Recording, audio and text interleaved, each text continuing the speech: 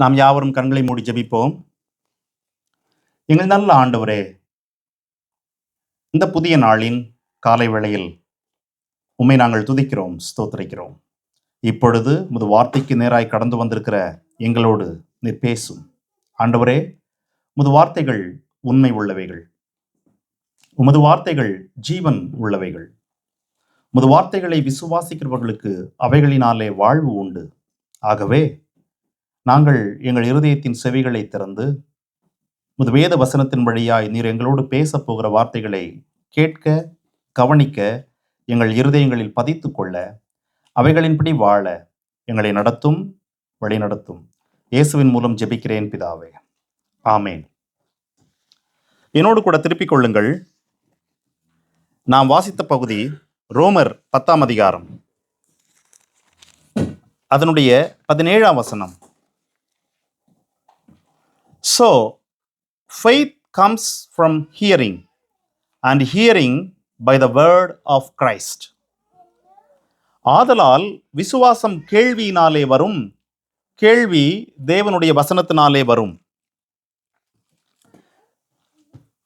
கேள்வி என்று இங்கே சொல்லப்பட்டிருப்பது கொஸ்டின் இல்லை. ஏனென்றால் கேள்வி பதில் என்று நாம் சொல்லுவோம், கொஸ்டின் ஆன்சர் அப்படின்னு, இல்லைங்களா? ஆகவே கேள்வி என்று இங்கே எழுதப்பட்டிருப்பது கொஸ்டின் இல்லை, ஹியரிங். ஆங்கில வேதம் ஹியரிங் சொல்லுதுங்க. ஆகவே ஒரு மனிதனுடைய வாழ்விலே விசுவாசம் கேட்பதினால் வரும், கேட்பதினால் வரும் என்று வேதம் சொல்லுகிறது. ஆனால் கேட்பது எதை என்பதை அடுத்த லைன் சொல்லுது. தேவனுடைய வசனம் என்று தமிழ் வேதமும், ஆனால் ஆங்கில வேதம் த வேர்ட் ஆஃப் கிரைஸ்ட், கிறிஸ்துவினுடைய வசனம் என்று சொல்லுகிறது. பிரியமானவர்களே, விசுவாசம் அல்லது ஃபெய்த் அல்லது இயேசுவின் வார்த்தைகளினால் வருகிறதான விசுவாசம் ஒரு மனிதனுடைய வாழ்க்கையில் எப்படி ரட்சிப்பை கொண்டு வருகிறது என்பதை விளக்குகிற பகுதிதான் இந்த அதிகாரத்தினுடைய பகுதி, நாம் வாசித்த பகுதி. இதிலே பவுல் படிப்படியாக நடத்தி கொண்டு போகிறார். அவர் எப்படி படிப்படியாக இந்த வசனங்களை நமக்கு விளக்கி காட்டுகிறார் என்பதை நாமும் பார்க்க போகிறோம். இந்த வசனத்தில், இந்த அதிகாரத்தினுடைய 3ஆம் வசனத்தை பாருங்கள். 4 வகையான நீதிகளை குறித்து அவர் எழுதுகிறார். 3ஆம் வசனத்தில் தேவ நீதி, இஸ்ரவேல் மக்கள் தேவ நீதியை அறியாமல் தங்கள் சுயநீதியை நிலைநிறுத்த தேடுகிறார்கள். தேவநீதி, சுயநீதி. 5ஆம் வசனத்தில் நியாயப்பிரமாணத்தினால் ஆகும் நீதி என்று ஒரு நீதியை குறித்து எழுதியிருக்கிறார். 6ஆம் வசனத்தில் விசுவாசத்தினால் ஆகும் நீதி என்று சொல்லி ஒரு நீதியை குறித்து எழுதியிருக்கிறார். ஆக 4 வகையான நீதிகளை இந்த அதிகாரத்தின் 4 வசனங்களிலேயே பவுல் எழுதியிருக்கிறார். தேவ நீதி என்பது கடவுள் இந்த உலகத்தை தன்னுடைய நீதியினாலே அரசாட்சி செய்து கொண்டிருக்கிறார். அவருக்கு என்று சில விதிமுறைகளை அவர் வகுத்து கொண்டிருக்கிறார். அந்த விதிமுறைகளின் படித்தான் கடவுள் இந்த உலகத்தை நடத்துகிறார். இந்த உலகத்தில் இருக்கிற அண்ட சராசரங்களை நடத்துகிறார். இந்த உலகத்தில் இருக்கிற ஒவ்வொரு மக்களையும் நடத்துகிறார். இந்த உலகத்தில் இருக்கிற ஒவ்வொரு இயற்கையும் அவருடைய நீதியின் அடிப்படையிலே நடத்துகிறார். ஆக தேவனுடைய நீதி மனிதன் அறியாதது. ஆகவே மனிதன் தேவனுடைய நீதியை அறிந்து கொள்வதற்கு அவனுடைய வாழ்வு காலம் முழுவதும் இயலாது, கடவுளே உதவி செய்யவில்லை என்றால். அவ்விதமான நிலையில் இருக்கிற மனிதனுக்கு அவர் முதலாவது நியாயப்பிரமாணத்தினால் உண்டாகும் நீதியை கொடுக்கிறார். ஒரு மனிதன் கடவுளுடைய நீதியை அறிய முடியாது, ஆனாலும் கூட அதை விட சற்று குறைந்த நிலையில் இருக்கிறதான இந்த உலகத்தை கம்பேர் பண்ணும்போது நல்ல நீதியாகிய நியாயப்பிரமாணத்தை செய்வதனால் வருகிற நீதியை இஸ்ரவேல் மக்களுக்கு முதலாவது கொடுக்கிறார். நியாயப்பிரமாணம் என்று சொல்லி மோசேயின் வழியாக 613 சட்டத்திட்டங்களை கொடுத்திருக்கிறார். அந்த 613 சட்டத்திட்டங்களை செய்கிற இந்த மக்கள் அதனால் வருகிற நீதியை அடைய முடியும், அதற்கு கீழ்ப்படிவதனால் வருகிற நீதியை அடைய முடியும் என்று சொல்லி அவர்களுக்கு முதலாவது அந்த சட்டத்தை கொடுக்கிறார். ஆனால் இந்த மக்களோ தேவநீதியை அறியவில்லை, நியாயப்பிரமாணத்தினால் உண்டாகும் நீதியையும் பெறவில்லை. அநேகர் பெற்றார்கள், சிலர் பெறவில்லை. அப்படி இருந்து கொண்டு தங்கள் சுயநீதியை அவர்கள் நிலைநிறுத்த தேடினார்கள் இந்த உலகத்திலே சுயநீதி உடைய மக்கள் அநேகர் இருக்கிறார்கள். அதாவது ஒருவனுடைய வாழ்க்கை வெளியே பார்க்கும் போதே குடிகாரன், கொலைக்காரன், கொள்ளையடிப்பவன் என்று பல்வேறு இயல்புகள் நிறைந்திருக்கும் பட்சத்தில் அவனை குறித்து இந்த உலகமே சொல்லும், அவன் மோசமானவன்பா, அயோக்கியன் என்று சொல்லும். ஆனால் பிரகாரமான வாழ்க்கையிலே குடி இல்லை, கொள்ளை இல்லை, கொலை இல்லை, எந்த விதமான திருடு இல்லை, பொய் இல்லை என்று வருகிற போது அவனுக்கு என்று ஒரு நீதியை அவன் வைத்துக் கொண்டிருக்கிறான். மனிதர்கள் அவன் நல்லவன் என்று சொல்வார்கள், அவன் ரொம்ப நல்லவன் என்று சொல்வார்கள். ஆனால் அந்த நல்லவன் என்று இந்த உலகம் சொல்லுகிற அவனுக்குள் இந்த உலகம் பார்க்கிற ஒரு நீதி இருக்குல்ல, அதுதான் சுயநீதி. அதாவது கடவுளிடத்திலிருந்து வராத நீதி அது. ஆகவே சுயநீதி உள்ளவர்கள் எப்பொழுதுமே ஆபத்தானவர்கள். எப்படி ஆபத்தானவர்கள் என்றால், கடவுளுடைய நீதியை அறிய அவர்களுக்கு வாய்ப்பே உருவாகாது. காரணம், நான் நல்லவன் என்கிற எண்ணமும் அவன் நல்லவன் என்று மற்றவர்கள் சொல்லுகிற வார்த்தைகளும் தொடர்ந்து இருந்து கொண்டே இருப்பதனாலே அவர்களுடைய நீதியை அவர்கள் நிலைநிறுத்த முயற்சிப்பார்கள். அதுதான் இஸ்ரவேல் மக்கள் செய்தார்கள். ஆபிரகாமுடைய வம்சம் கடவுளால் தெரிந்து கொள்ளப்பட்டவர்கள். கடவுளே தன்னுடைய ஓங்கிய புயத்தினால் எகிப்திலிருந்து அவர்களை மீட்டுக் கொண்டு வந்தார். கடவுளே அவர்களுக்காக யுத்தம் செய்தார். ஆகவே அவர்களை சுற்றி வாழ்ந்த பெலிஸ்தியர், அம்மோனியர், மீதியானியர், அமலேக்கியர், ஏதோமியர் என்று மற்ற மக்களை பார்க்கும்போது அவர்கள் நல்லவர்கள். கடவுள் அவர்களை பாதுகாத்தார், அவர்களுக்காக மற்ற எல்லா ஜனங்களையும் அழித்தார் என்று வருகிற போது அவர்கள் தங்கள் சுயநீதியை, தாங்கள் தான் இதற்கு காரணம் என்று அவ்வப்போது நினைத்து கொண்டு கடவுளுடைய நீதியை அவர்கள் தேடவில்லை. அப்படி தேடாமல் இருந்ததினாலே அவர்கள் கடவுளுடைய கரங்களிலிருந்து வருகிறதான உண்மையான ரட்சிப்பை பெற முடியவில்லை என்று சொல்லி, தேவநீதி, சுயநீதி, நியாயப்பிரமாணத்தினால் உண்டாகும் நீதி என்று 3 காரியங்களை பவுல் எழுதுகிறார்.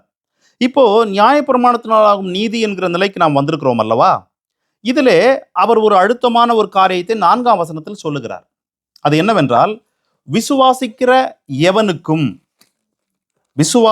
எவனுக்கும் நீதி உண்டாகும்படியாக கிறிஸ்து நியாயப்பிரமாணத்தின் முடிவு. Jesus Christ was the end of law. இன்னொரு வேதம் சொல்லுகிறது, Christ has already accomplished the purpose for which the law was given. Law எதற்காக கொடுக்கப்பட்டதோ, சட்டத்திட்டங்கள் எதற்காக கொடுக்கப்பட்டதோ, அதனுடைய எல்லா விதமான ரிக்யூர்மெண்ட்டையும், தேவையையும் இயேசு ஏற்கனவே செய்து முடித்து விட்டார், நிறைவேற்றி விட்டார். ஆகவே as a result, all who believe in him made right with God. யாரெல்லாம் இயேசு எல்லா கிரியையும் செய்து முடித்து விட்டார் என்று விசுவாசிக்கிறார்களோ அவர்கள் கடவுளோடு அல்லது கடவுளுடைய நீதிக்கு தகுதி உள்ளவர்களாய் மாறுகிறார்கள். they made right with God, which means கடவுளுடைய நீதி அவர்கள் வாழ்க்கையில் நிறைவேறுகிறது. யார் ஒருவர் இயேசு எல்லாவற்றையும் செய்து விட்டார் என்று விசுவாசிக்கிறார்களோ. ஆகவே இயேசு எல்லாவற்றையும் செய்து விட்டார் என்பது இட்ஸ் a finished sentence, முடிவடைந்த ஒரு நிலை. அதை நாம் முதலாவது விசுவாசிக்க அறிந்திருக்க வேண்டும். விசுவாசித்தவர்கள் தான் சபையிலே அமர்ந்து கொண்டிருக்கிறீர்கள். இயேசு செய்து விட்டார் என்று விசுவாசிக்கிறவர்கள் தான் அமர்ந்து கொண்டிருக்கிறீர்கள். ஒரு சில பேர் இன்னும் அடுத்த நிலைக்கு கடந்து போகவில்லை. இப்போ 6ஆம் வசனத்துக்கு வரலாம். 6ஆம் வசனத்தில் வேதம் சொல்லுகிறது, விசுவாசத்தினால் ஆகும் நீதி. சுயநீதி, தேவநீதி, நியாயப்பிரமாணத்தினால் உண்டாகும் நீதி, இப்பொழுது விசுவாசத்தினால் உண்டாகும் நீதி. இந்த விசுவாசத்தினால் உண்டாகும் நீதி எது, அல்லது அது என்ன சொல்லும், அது எங்கே நடத்தும் என்று பார்த்தால் அதற்கு அவர் ஒரு சின்ன ஒரு விளக்கத்தை சொல்றாரு. விசுவாசத்தினால் உண்டாகும் நீதியானது, நான் விசுவாசிப்பதற்கு, விசுவாசித்து நீதியை பெற்றுக்கொள்வதற்கு கிறிஸ்துவை பரலோகத்திலிருந்து யார் இறக்குவாங்க, யார் போய் கொண்டு வர்றது என்று கேட்காது.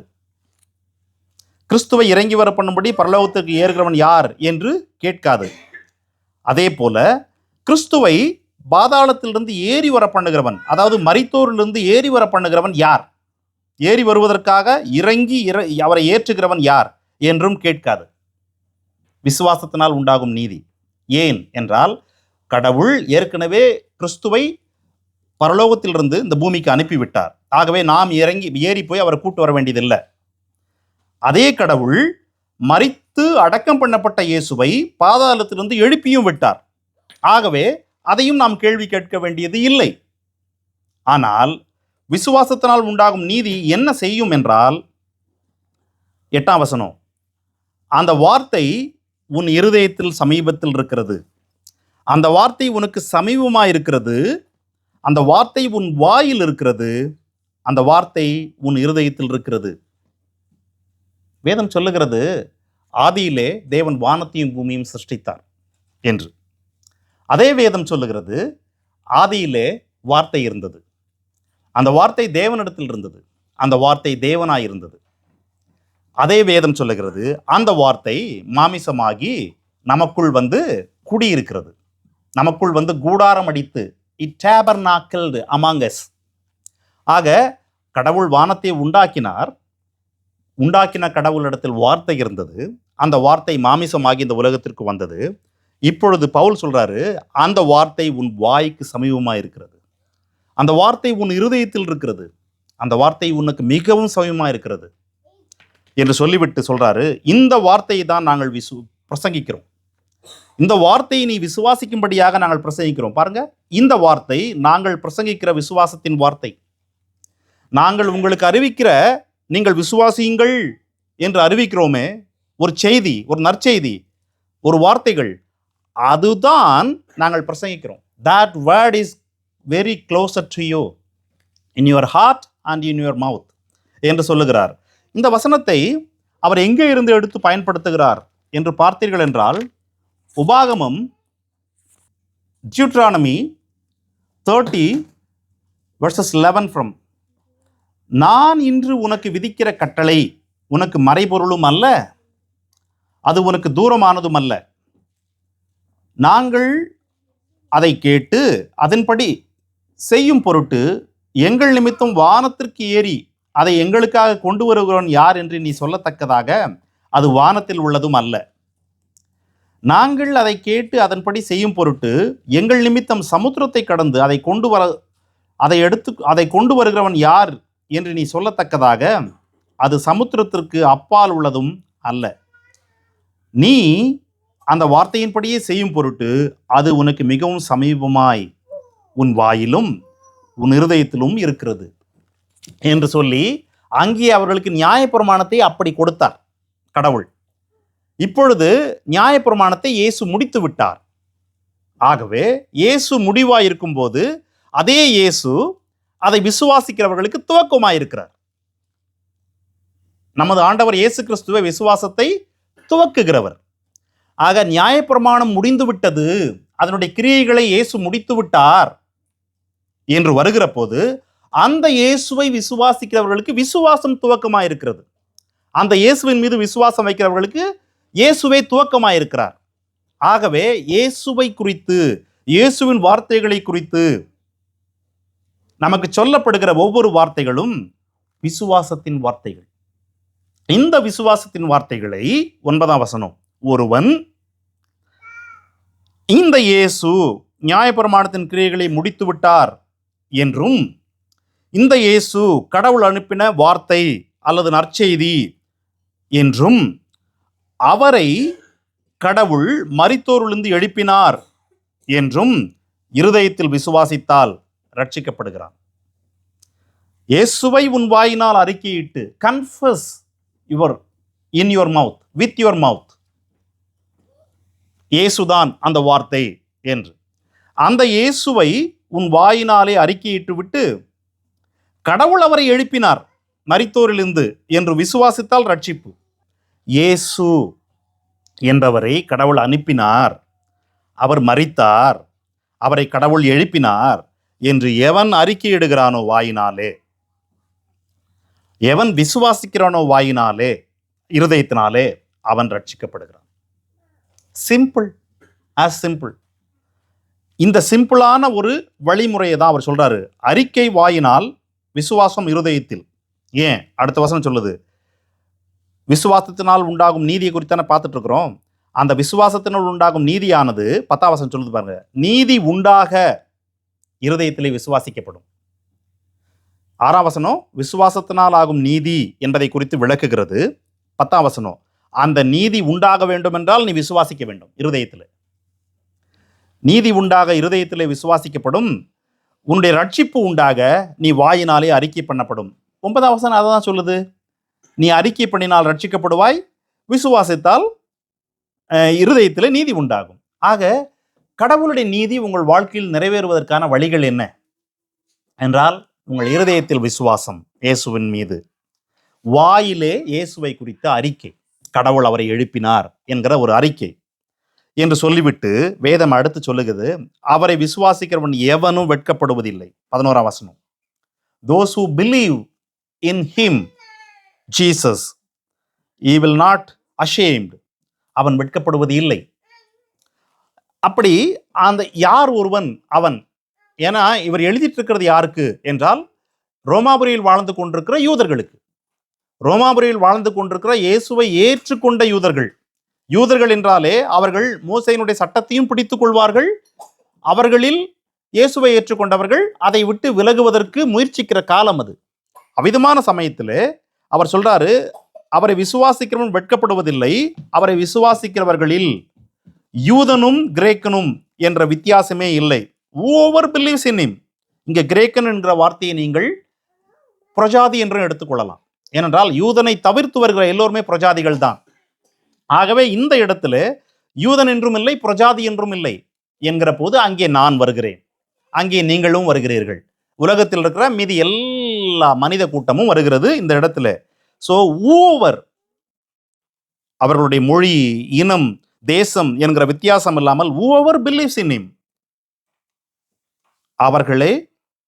அவர்கள் அத்தனை பேருமே யாரெல்லாம் கடவுளை தொழுது கொள்கிறார்களோ அவர்கள் அத்தனை பேருக்கும் உதவி செய்ய அவர் போதுமானவராய் இருக்கிறார் என்று சொல்லிவிட்டு, அந்த மனிதர்களில் யாரெல்லாம் கடவுளுடைய நாமத்தை கூப்பிடுகிறார்களோ ஓவர் கால்ஸ் ஹிஸ் நேம், அவர்கள் ரட்சிக்கப்படுவார்கள். Whoever calls his name they will be saved என்று சொல்லி அவர் சொல்றாரு. இதுதான் நிலை. ஆனால் எப்படி ஒரு மனிதன் கடவுளை தொழுது கொள்ள முடியும் விசுவாசிக்கவில்லை என்றால் என்று கேட்கிறார். ஏன் மக்கள் எல்லோரும் கடவுளை தொழுது கொள்ளலையா அந்த உலகத்துல என்றால் அவர்களுக்கு விசுவாசம் இல்லை. விசுவாசம் இல்லாதனால தான் கடவுளை தொழுது கொள்ளவில்லை என்று சொல்லுகிறார். சொல்லிவிட்டு எப்படி விசுவாசிப்பார்கள் அவரை குறித்து கேள்விப்படவில்லை என்றால்? அவரை குறித்து கேட்கவே இல்லை, அவர் பெயரை இதுவரைக்கும் கேட்டதே இல்லை. கேட்கவே கேட்காத ஒன்றை குறித்து எப்படி ஒரு மனிதன் விசுவாசிக்க முடியும்? ஏனென்றால் விசுவாசித்தால் தான் தொழுது கொள்வார்கள். ஆகவே ஏன் தொழுது கொள்ளவில்லை? விசுவாசம் இல்லை. ஏன் விசுவாசிக்கவில்லை? கேள்விப்படவில்லை. அப்ப ஏன் கேள்விப்படவில்லை என்றால் அவர்களுக்கு பிரசங்கிக்க, செய்தியை அறிவிக்க அனுப்பப்படவில்லை. அப்போ ஏன் அனுப்பப்படவில்லை, பிரசங்கிக்கவில்லை என்றால் அவர்கள் அனுப்பப்படவில்லை என்று சொல்லி உலகத்தில் இருக்கிற நிலையை, குறிப்பாக இஸ்ரேல் மக்களோடு உள்ள நிலையை, அன்றைக்கு இது முதல் நூற்றாண்டில் எழுதப்பட்ட செய்தி, முதல் நூற்றாண்டிலே கிறிஸ்தவம் மெதுவாக பரவி கொண்டிருந்த அந்த நாட்களிலே அவர் உள்ள நிலையை எழுதுகிறார். அனுப்பப்படாவிட்டால் பிரசங்கிக்க முடியாது, பிரசங்கிக்கவில்லை என்றால் கேட்க முடியாது, கேட்கவில்லை என்றால் விசுவாசிக்க முடியாது, விசுவாசிக்கவில்லை என்றால் தொழுது கொள்ள முடியாது என்று எல்லாம் எழுதிவிட்டு 17ஆம் வசனத்துக்கு வருகிறோம். இப்பொழுது இவை எல்லாவற்றையும் எழுதிவிட்டு தான் அவர் சொல்லுகிறார், ஆதலால் விசுவாசம் கேள்வியினால் வரும். Faith comes by hearing and hearing the word of Christ என்று சொல்லுகிறார். பிரியமானவர்களே, இந்த கர்த்தராகிய இயேசுவை 9ஆம் வசனம், உன் வாயினாலே அறிக்கையிட்டு என்கிற வசனம் இருக்குல்ல, இந்த வசனத்தை இன்றைக்கு இருக்கிற கிறிஸ்தவ பிரசங்கிமார்கள் சாதுரியமாக confess in your mouth. என்ன கன்ஃபஸ் பண்ணணும் என்றால், God will bless you with the house, அல்லது God will bless you with one more house, அல்லது God will bless you with a new car, அல்லது God will bless you with a miraculous healing என்று சொல்லி, நான் குணமாகிவிட்டேன் என்று confuse பண்ணுங்க. in Jesus name confess. if you confess you will healed. confess. if you confess you will achieve this one. என்று போல மக்களை அவிதமான வழிக்கு நடத்துகிறார்கள். ஆனா வேதம் சொல்லுகிறது கன்ஃபஸ் எதை என்றால் கிறிஸ்துவினுடைய வார்த்தைகளை, அதாவது கடவுள் இயேசுவை அனுப்பினார், கடவுள் இயேசுவை எழுப்பினார், இயேசு நியாயப்பிரமாணத்தை செய்து முடித்தார் என்று நீங்கள் விசுவாசித்தால் அதை நீங்கள் கன்ஃபஸ் பண்ணுங்க என்றுதான் வேதம் சொல்லுகிறது.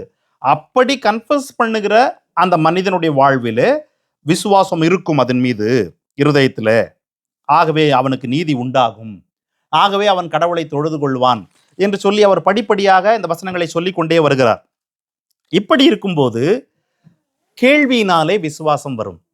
கேள்வியினாலே, அதாவது கேட்பதுனாலே. நாம் ஏற்கனவே கவனித்து கேளுங்கள் என்று சொல்லி 2 வாரம் செய்தி கேட்டோம். கேட்கிற விதத்தை குறித்து கவனமாயிருங்கள் என்று சொல்லி. இது அந்த செய்தி அல்ல, கேட்க வேண்டியது மிக மிக மிக முக்கியம். லூக்கா 5ஆம் அதிகாரம் வசனங்கள் 1 முதல். இதிலே பின்பு அவர் கெனசரேத்து கடலருகே நின்றபோது திரளான ஜனங்கள் தேவ வசனத்தை கேட்கும்படி அவரிடத்தில் நெருங்கினார்கள். நல்லா கேளுங்க. இயேசு இந்த கடற்கரை அருகே வந்தபோது திரளான ஜனக்கூட்டம் வசனத்தை கேட்கும்படி, டு ஹியர் இஸ் வேர்ட், வராங்க, வசனத்தை கேட்க வருகிறாங்க. அங்கே என்ன நடக்கிறது என்றால் 2 படவுகள் நிற்கிறது. அந்த படவுக்கு சொந்தக்காரர்கள் தங்கள் வலைகளை கடலில் அலசி கொண்டிருக்கிறார்கள். இயேசு அந்த படகுகளில் ஒன்றில் ஏறுகிறார். அது சீமோனுடைய படகு. ஏறிவிட்டு அவனிடத்தில் சொல்லுகிறார், படகை கொஞ்சம் தண்ணீரிலே தள்ளு என்று. அவன் தள்ளுகிறான். அதில் உட்கார்ந்து அவர் போதம் பண்ணி கொண்டிருக்கிறார். ஏற்கனவே இவன் வலையை அலசி கொண்டிருந்தான். வலையை அலசி முடித்தாகிவிட்டது. இயேசு அதில் உட்கார்ந்து இப்பொழுது வேத வசனத்தை அங்கே இருக்கிற அந்த பெரும் கூட்டத்திற்கு சொல்லுகிறார். பேதுருவும் எய்தர் போட்லேயே இயேசுவோடு இருக்கிறாரு, அல்லது கரையிலே வலையை வந்து கிளீன் பண்ணிக்கிட்டே கவனிச்சிட்டு இருக்காரு. 2ல ஏதோ ஒன்று நடந்துட்டு இருக்குது. Either one of those. இயேசு வசனங்களை எல்லாம் சொல்லி முடித்து விட்ட பின்பு இப்பொழுது பாருங்க 4ஆம் வசனம். அவர் போதகம் பண்ணி முடித்த பின்பு சீமோனை நோக்கி, இப்பொழுது உன் படகை ஆழத்தில் தள்ளி கொண்டு போய் மீன் பிடிக்கும்படி உங்கள் வலைகளை போடுங்கள் என்று சொல்லுகிறார். அப்போ சீமோன் சொல்றான், ஐயரே, இரவு முழுவதும் நாங்கள் பிரயாசப்பட்டோம், ஒன்றும் அகப்படவில்லை. ஆகிலும் இப்ப நம்ம ரோமர்ல பார்த்தோமே 10:17, ஆனாலும் அல்லது ஆகிலும் அல்லது ஆதலால் விசுவாசம் கேள்வியினால் வரும், கேள்வி by hearing the word of Christ. இங்க அவர் சொல்றாரு, எங்களுக்கு இதுவரைக்கும் இரவு முழுசும் நாங்கள் வேலை செஞ்சோம்.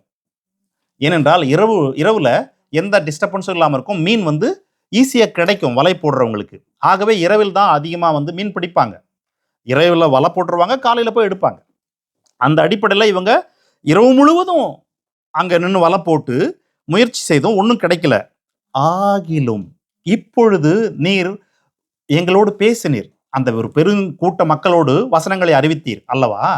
அந்த வார்த்தைகளை நானும் இந்த கூட்டத்தில் நின்று கேட்டேன், அந்த வலையை அலசிக்கொண்டே கேட்டேன். ஆகவே அந்த வார்த்தைகளை கேட்டதின் அடிப்படையில் இப்பொழுது நான் என் வலையை போடுகிறேன் என்று சொல்லி கழுவி எடுத்து ஆயத்தமாக்கி விட்ட வலையை மீண்டும் படகை கடலுக்குள், அதாவது அந்த பெரிய கனசரத்து கடலுக்குள் கொண்டு போய் போடுறார். ஆகவே இரவு முழுவதும் வேலை செஞ்சு முழு களைப்போடு ஒரு ரிசல்ட்டும் இல்லாமல் இருக்கிற பேதுருக்கு பகலில் மீண்டும் வலை போடுவதற்கான தைரியம் அல்லது எண்ணம் எப்படி உருவாயிற்று என்றால் கேட்டதினால். விசுவாசம் கேள்வியினால் வரும். எதை கேட்பது என்பதிலே வேதம் அழகாக சொல்லுகிறது கிறிஸ்துவினுடைய வார்த்தைகளை என்று. இங்கே கிறிஸ்து பேசின அந்த வார்த்தைகளை இவன் கேட்டதினாலே இவன் இப்பொழுது கொண்டு போய் வலையை போடுறான். வலை போட்டீங்கன்னா அந்த வலை கிழியும் அளவுக்கு மீன்கள் கிடைக்கிறது. அப்போ நீங்க கன்ஃபஸ் பண்ணணும், கன்ஃபஸ் இன் யுவர் மவுத் என்று சொன்னாங்களா? எதை கன்ஃபஸ் பண்ணணும்? பேதுருவை பொறுத்த வரைக்கும் இயேசுவினுடைய வார்த்தைகள். இயேசு என்ன சொன்னாரு? போய் வலையை போடு. இப்போ இயேசு பேதுருவிடத்தில் போய் வலையை போடு என்று சொன்னார். இந்த வார்த்தையை கேட்டோன்னு நம்ம போய் கடல்ல வலை போடுவோமா? போட மாட்டோம். ஏன்னா அது நம்மளுடைய தொழில் இல்லை. ஆகவே வார்த்தைகள் யாருக்கு ஏன் கொடுக்கப்படுகிறது, எந்தெந்த தருணங்களில் கொடுக்கப்படுகிறது, என்னென்ன காரியங்களுக்காக கொடுக்கப்படுகிறது என்பதை கவனிக்க வேண்டும். பேதுருவுக்கு தான் அங்க சொன்னாரு போய் வலையை போடுன்னு. பேதுரு அந்த வார்த்தைகளை கேட்டு விசுவாசம் கொண்டவனாய் போய் வலையை போட்டான். வசனம் சொல்லுகிறது, பேதுருவும் இயேசுவும் அந்த படகுலே இருக்கிறாங்க. நீங்க பார்த்தீங்கன்னா தெரியும், 8ஆம் வசனம். சிமோன் பேதுரு அதை கண்டு, அதாவது படகு அமிழத்தக்கதாக மீன்கள் வந்து விட்டது, 2 படகுகள் நிறைந்து விட்டது, இரவு முழுவதும் கிடைக்காத மீன்கள் 2 படகுகள் நிரம்பத்தக்கதாய் கிடைத்து விட்டது. 8ஆம் வசனத்துல பேதுரு சொல்றாரு, ஆண்டவரே நான் பாவியான மனிதன், என்னை விட்டு போய்விடுங்க என்று சொல்லுகிறார். என்னும் பட்சத்தில் இயேசுவும் பேதுருவும் படகுல தான் இருக்கிறாங்க, அதே படகுல இருக்கிறாங்க. காரணம் என்னவென்றால் 11ஆம் வசனம், அவர்கள் படகுகளை கரையில் கொண்டு போய் நிறுத்தி எல்லாவற்றையும் விட்டு அவருக்கு பின்னாடி போறாங்க. ஆனா படகுகளை கரைக்கு கொண்டு வருவதற்கு முன்னாடி இயேசுவும் பேதுருவும் படகுல தான் இருந்திருக்காங்க. அப்போ இயேசு சொன்ன வார்த்தைகளை கேட்கிற மனிதர்கள், கேட்டு விசுவாசிக்கிற மனிதர்கள், விசுவாசித்து அந்த வார்த்தைகளை அறிக்கையிடுகிற மனிதர்கள், அறிக்கையிட்டு அதன்படி செய்கிறவர்கள் இவ்விதமான அறுவடைகளை எடுக்க முடியும். அதாவது நாம பார்த்துட்டு இருக்கிறது தேவனுடைய நீதி. தேவனுடைய நீதி உங்கள் வாழ்க்கையில் நிறைவேறும். பிரியமானவர்களே, ஆபிரகாமை குறித்து ஒரு சின்ன காரியத்தை உங்களுக்கு நினைவுபடுத்த விரும்புகிறேன். விசுவாசம் என்றாலே ஆபிரகாமுடைய பேர் அதில் நிச்சயமா வரும். நாம் அதை பார்க்கல, வேறு ஒரு காரியத்தை மட்டும் பார்க்கலாம். திருப்பிக் கொள்ளுங்கள், ஆதியாகமம் 17ஆம் அதிகாரம் 4ஆம் வசனத்திலிருந்தே வாசிக்கலாம். கடவுள் ஆபிரகாமிடத்தில் சொல்றாரு, அந்த வார்த்தையை சொல்லுகிற போது அவனுடைய பெயர் ஆபிராம். கடவுள் இந்த வார்த்தையை ஆபிரகாம் சொல்ற வரைக்கும் அவனுடைய பெயர் ஆபிராம். நான் உன்னோடு பண்ணுகிற என் உடன்படிக்கை என்னவென்றால், நீ திரளான ஜாதிகளுக்கு தகப்பனாவாய். இனி உன் பேர் ஆபிராம் எனப்படாமல் நான் உன்னை திரளான ஜாதிகளுக்கு தகப்பனாக ஏற்படுத்தினபடியால் உன் பேர் ஆபிரகாம் எனப்படும்.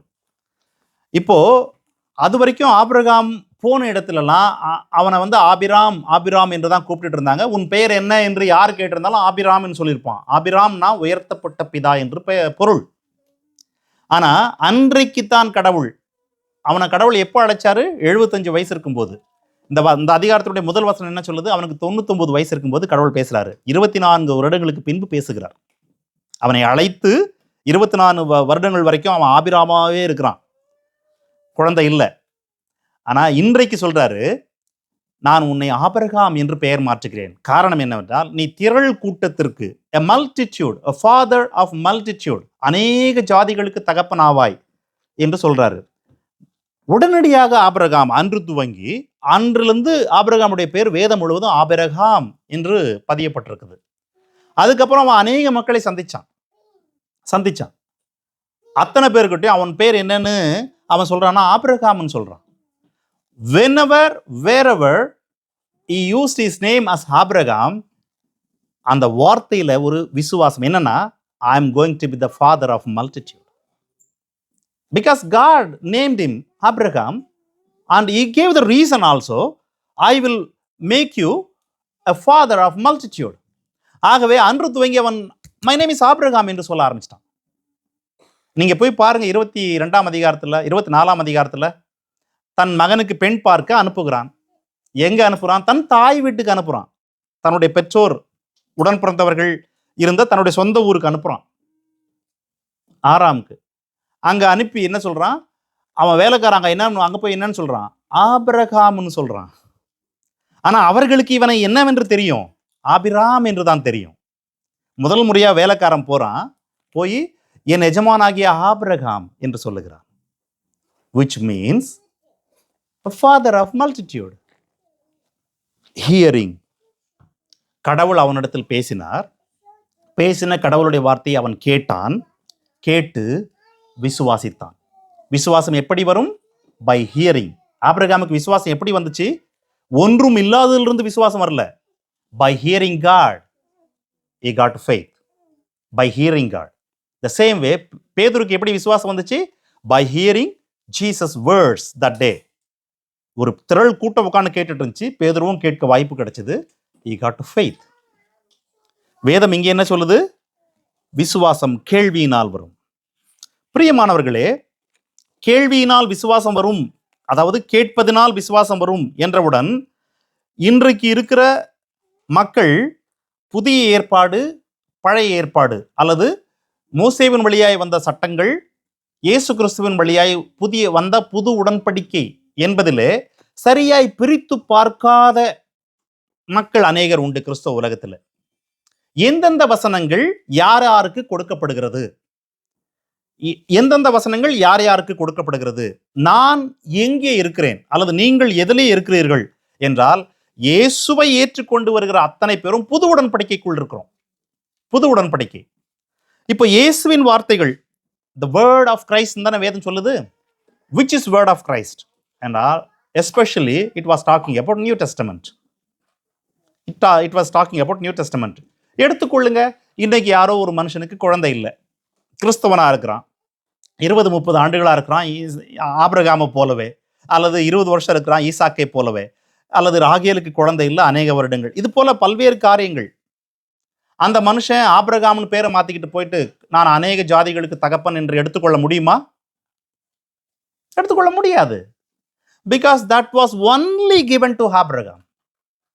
I will make you a father of multitude. திரள் கூட்டத்திற்கு அல்லது திரள் ஜாதிகளுக்கு உன்னை தகப்பனாகப்பேன்னு சொன்னது ஆபிரகாமுக்கு மட்டும்தான். ஈசாக்குக்கு கூட இல்லாது. Abraham is a father. Is it not? ஆகவே எந்தெந்த வசனங்கள் நமக்கு கொடுக்கப்பட்டிருக்குது? இங்கே என்ன சொல்லுது? Hearing word of Christ. Word of Christ என்ன? புதிய உடன்படிக்கையில் மத்தேயு இயேசு துவங்கின மத்தேயு 5ஆம் அதிகாரத்திலிருந்து வருகிற உபதேசங்கள் இருக்குது அல்லவா? அது துவங்கி புதிய ஏற்பாடு முடிகிற வரைக்கும் இயேசு அவருடைய ஊழியக்காரர்கள் வழியாக பரிசுத்த ஆவியின் மூலமாக எழுதப்பட்ட எல்லா வார்த்தைகளும் word of Christ. Word of Christ. If you go old testament, it is word of God. Bible ஆனால் இங்க என்ன சொல்லுது? Hearing Christ. ஏன் என்றால், பழைய ஏற்பாட்டில் இருக்கிறதெல்லாம் நியாயப்பிரமாணத்தினுடைய சட்டங்கள். அதை செய்தவர்கள், செய்யாதவர்கள், செய்யாததனால் அனுபவித்த தண்டனைகள், செய்த பின்பு மீண்டும் உருப்பெற்ற வழிமுறைகள். அதில் நாம் இல்லை. we are not there that time. so we are here when new covenant was established. ஆகவே கிறிஸ்துவினுடைய வார்த்தைகள், கிறிஸ்து நியாயப்பிரமாணத்தை செய்து முடித்து விட்டார்.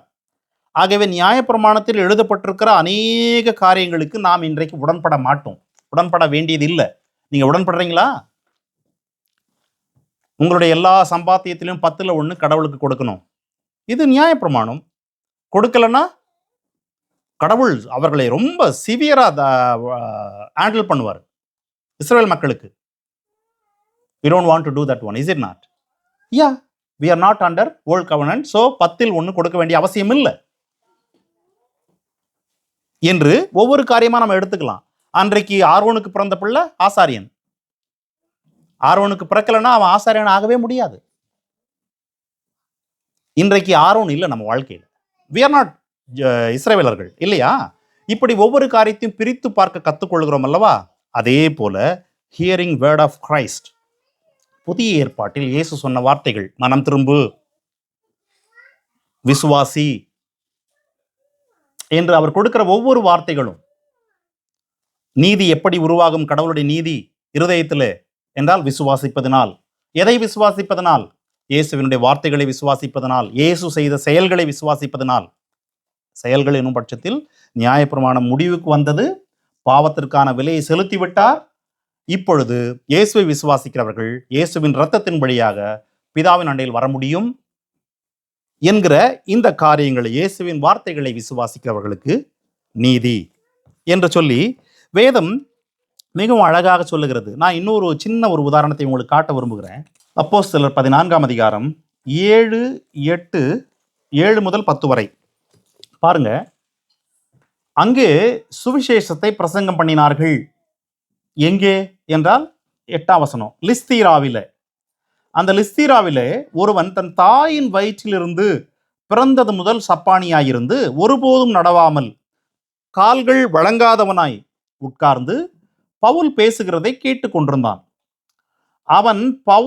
அவனை பவுல் உற்று பார்த்து ரட்சிப்புக்கு ஏற்ற விசுவாசம் அவனுக்கு உண்டு என்று கண்டு அவனை குணமாக்குகிறான்.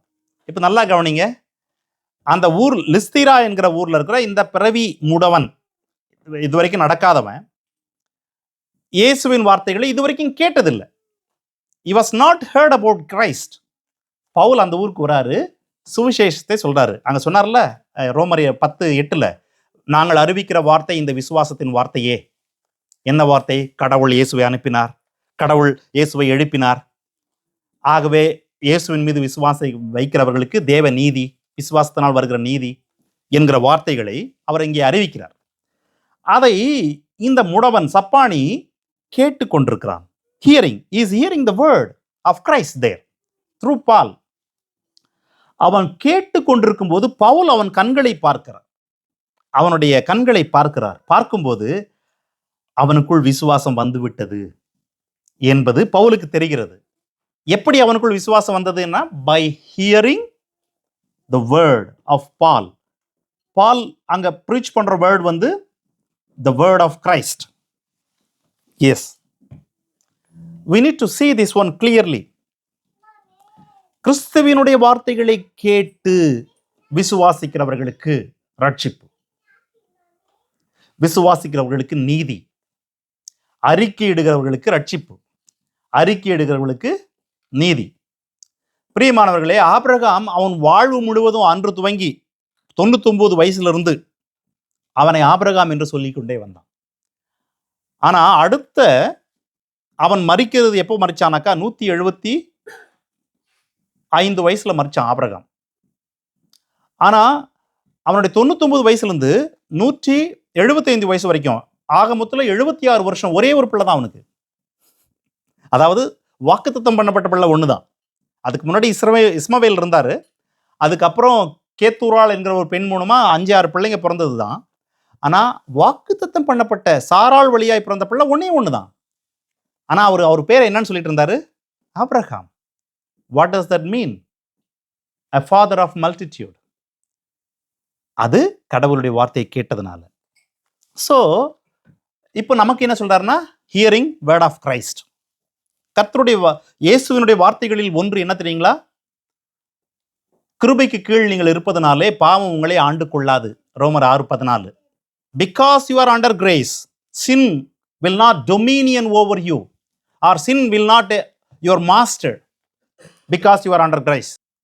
எப்பொழுதெல்லாம் அவன் கிருபைக்கு கீழ் இல்லையோ அப்பொழுதெல்லாம் சின் வந்து உங்களுடைய master, according to that word. So நான் நீங்க கிறிஸ்துவனுடைய வார்த்தையை கேட்கிறீங்க.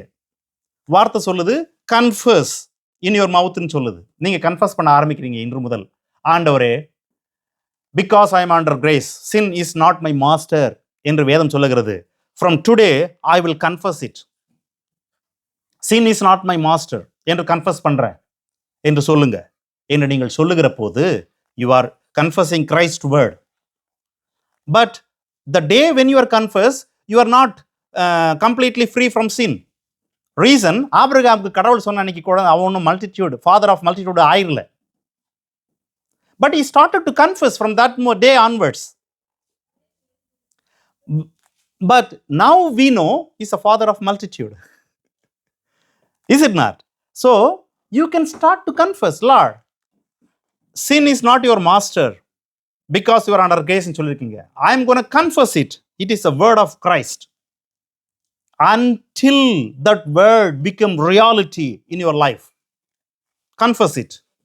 Confess it. Any man who was defeated by sin, he can able to completely free from sin. Completely gain victory over sin. எப்படி? விசுவாசத்தினால். அந்த விசுவாசம் கேட்பதினால். எதை கேட்பது என்றால் கிறிஸ்துவின் வார்த்தைகளை கேட்பதினால் என்று சொல்லி வேதம் அழகாக நமக்கு இதை சொல்லுகிறது. ஆக பிரியமானவர்களே, start to confess your words. Start to confess. Don't ever jump to any blessings. First, கடவுள் சொல்ல விரும்புவது விசுவாசத்தினால் உண்டாகும் நீதி. விசுவாசத்தினால் உண்டாகும் நீதி. அந்த நீதி இயேசுவை அறிக்கை செய்யும், இயேசுவினுடைய செயல்களை விசுவாசிக்கும். அப்படி அறிக்கை செய்து விசுவாசிக்கிற அந்த மனிதன் வெட்கப்படுவது இல்லை. அவன் யாராயிருந்தாலும் கடவுளை நோக்கி கூப்பிடுகிற போது ரட்சிக்கப்படுகிறான். அவ்விதமான மனிதன் எதை கேட்க வேண்டும் என்பது வேதம் சொல்லுகிறது. எனவே இன்றைக்கு நீங்கள் உங்கள் ஒவ்வொருவரையும் ஒரு சின்ன ஸ்கேனர்ல வைங்க. If you have a highest valid money in your hand, it is good to check whether it is original or duplicate. Whether it is original or duplicate. டூப்ளிகேட்டாக இருக்கிற அதே போல் தயாரிக்கிறாங்க. திறமை உள்ள மக்கள் நிறைய பேர் இருக்கிறாங்க. டூப்ளிகேட்டாக தயாரிக்கிற மக்கள் இருக்காங்க, கள்ள நோட்டுகள் அடிக்கிறவங்க. அப்படியே எக்ஸாக்ட்லி அடிச்சிருக்கிற கட்டுக்கட்டான பணத்தை நீங்கள் வீட்டில் வச்சுருந்து என்ன பிரயோஜனம்? அது ஒரு பேப்பர், அவ்வளோதான். ஆனால் நாம் நினைத்து கொண்டிருப்போம் அது பயங்கரமான ஒரு வேலை உள்ள பணம்னு. But the day will reveal it. When you go and buy something, they will find out it is அது கள்ள நோட்டு என்று ரிவீல் பண்ணுறது மட்டும் இல்லை, பிடிச்சின்னு போய் ஜெயிலையும் வச்சிருவாங்க. ஆகவே now please put yourself under the scanner. What is a scanner? தேவ நீதி உருவாவதற்கு காரணமான விசுவாசம் உங்களுக்குள் இருக்கிறதா? Do you have a faith on Jesus? On Jesus' work? Do you believe that Jesus was raised by Father God? If you really believe it, then you will start to confess it. வேதம் சொல்லுகிறது, அந்த அதே அதிகாரம் எடுங்க, ரோமர் 10 அதனுடைய 3ஆம் வசனம். They not submitted to the righteousness of God. அவர்கள் ஏன் சப்மிட் பண்ணலையா என்றால், அவர்கள் சுயநீதியை நிலைநிறுத்த தேடுகிறார்கள். They wanted to establish their own righteousness so that they not subject to God's righteousness. நான் ஏற்கனவே அடிக்கடி சொல்றது போலதான், ஒரு இஸ்லாமிய குடும்பத்தில் பிறக்கிற பிள்ளை தன்னில் தானே இஸ்லாமிய பிள்ளையாக இந்த உலகத்தால் அறியப்படுகிறது. ஒரு சீக்கிய குடும்பத்தில் பிறக்கிற பிள்ளை தன்னில் தானே சீக்கிய பிள்ளையா இந்த உலகத்தில் அறியப்படுகிறது. ஒரு இந்து குடும்பத்தில் பிறக்கிற பிள்ளை தன்னில் தானே ஒரு இந்து பிள்ளையா இந்த உலகத்தில் அறியப்படுகிறது. அதே போலதான் ஒரு கிறிஸ்துவ குடும்பத்தில் பிறக்கிற பிள்ளையும் கிறிஸ்துவன் என்று இந்த உலகத்தால் அறியப்படுகிறது. ஆனா கடவுள் அப்படி அறியறதில்லை. That is the difference between remaining all and Christianity. God not accept anybody who born in a Christian family as a Christian.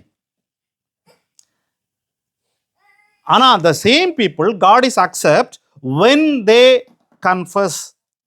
இயேசுவை கடவுள் அனுப்பினார், எழுப்பினார் என்று விசுவாசிச்சு ஏற்றுக்கொள்ளும் போது, அறிக்கையிடும் போது God accept them as his own child.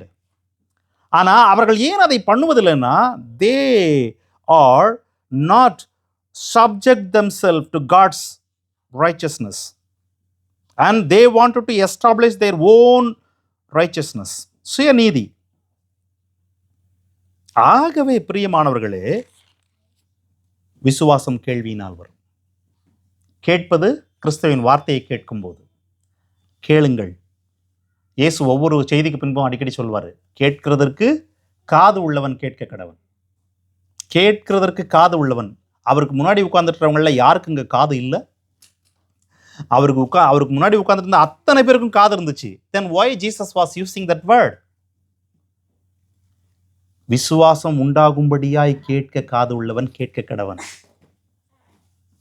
ஆகவே நீங்கள் வாரம் தவறாமல் வருகிறீர்கள், வார்த்தைகளை கேட்கிறீர்கள், உங்களுக்குள் விசுவாசம் உண்டாயிருக்கிறதா என்பதை put yourself on a scanner today. By putting yourself, you come to know what kind of faith you have. So take this word. விசுவாசம் கேள்வியினால் வரும், கேள்வி கிறிஸ்துவின் வார்த்தைகளை கேட்பதனால் வரும். இந்த வார்த்தைகளை நீங்கள் விசுவாசித்து விசுவாசத்தை பெற்றுக்கொண்டு கர்த்தரை தொழுது கொள்ள, கர்த்தருடைய நாமத்தை அறிக்கையிட உங்களை ஆயத்தப்படுத்துங்கள். May God bless you. நாம் கண்களை மூடி ஜெபிப்போம். எங்கள் நல்ல ஆண்டவரே, இந்த அருமையான காலை வேளையிலே உம்மை துதிக்கிறேன், ஸ்தோத்திரிக்கிறேன். விசுவாசம் கேள்வியினால் வரும், கேள்வி கிறிஸ்துவின் வசனத்தை கேட்பதனாலே வரும் என்று பவுல் சொன்ன வார்த்தைகளை சுயநீதி, தேவநீதி, நியாயப்பிரமாணத்தினால் உண்டாகும் நீதி, விசுவாசத்தினால் உண்டாகும் நீதி என்கிற 4 நீதிகளையும், அவைகளிலே நாங்கள் விசுவாசத்தினால் உண்டாகும் நீதியை தேட வேண்டியவர்கள். அதற்கு நாங்கள் என்ன தேட வேண்டும், எதை தேட வேண்டும், எதை கேட்க வேண்டும் என்று ஆண்டவரே நீர் எழுதி கொடுத்த இந்த வார்த்தைகளை நாங்கள் கேட்டோம். இயேசுவின் வார்த்தைகளை கூர்ந்து கவனித்த பேதுரு அதற்கு கீழ்ப்படிந்து அறிக்கையிட்டு செயல்பட்டதன் விளைவாக ஆசீர்வதிக்கப்பட்டார். இன்றைக்கு நாங்கள் இயேசுவின் வார்த்தைகளை கேட்கிறவர்களாகவும் விசுவாசிக்கிறவர்களாகவும் அதை அறிக்கையிடுகிறவர்களாகவும் இருந்து உம்மை மகிமைப்படுத்த, உமது பிள்ளைகளாய் மாற எங்களுக்கு உதவி செய்யும். இந்த வசனத்தை கேட்ட ஒவ்வொரு பிள்ளைகளையும் ஆசீர்வதியும். இயேசுவின் மூலம் ஜெபிக்கிறேன் பிதாவே, ஆமென்.